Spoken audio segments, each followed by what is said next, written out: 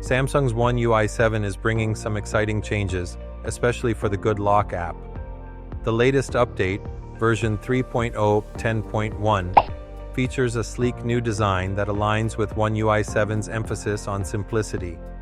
Gone is the cluttered icon-heavy layout. Instead, we now have a streamlined list view that makes navigation smoother. The bottom bar has been expanded to include 3 key buttons: Terrace, Plugins, and U, enhancing accessibility. However, the shift to color-coded categories might require some adjustment, as users will need to rely on colors to identify different sections. On the feature front, Good Lock Talk is a game-changer, utilizing chatbot technology to help you find specific modules quickly.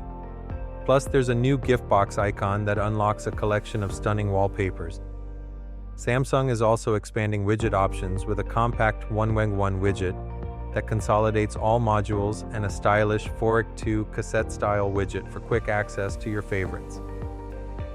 With the stable release of One UI 7 coinciding with the Galaxy S25 launch, Galaxy users are in for a treat with these fresh customization options.